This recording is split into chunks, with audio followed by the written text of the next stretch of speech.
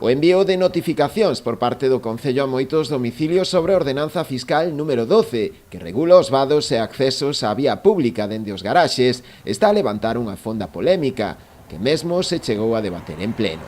O Partido Socialista pide agora a paralización deste envío debido principalmente ás enormes dúbidas suscitadas respecto á interpretación da normativa. A situación que se dá é unha situación, un pouquiño que xenera malestar e, sobre todo, que entendemos que é por desinformación. É dicir, un cambio de interpretación na aplicación da ordenanza estalle a mandar cartas de pago á veciñanza sin a solicitud desta veciñanza. Nadie di que non haxa xusticia fiscal, claro que ten que habela, pero ten que haber tamén unha labor de inspección por parte da administración correspondiente, caso do Concello e caso da Policía Municipal.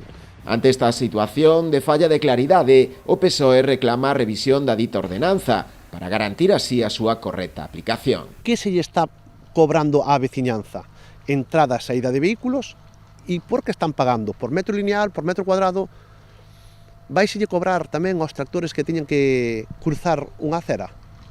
Vaiselle cobrar tamén, entonces, a esa veciñanza que paga o seu vado, pero que ten que tamén pagar por entrada e saída de vehículo? Esas son as cuestións que ten que explicar Julián Bustelo, porque nós entendemos que esa ordenanza se está aplicando de forma incorrecta.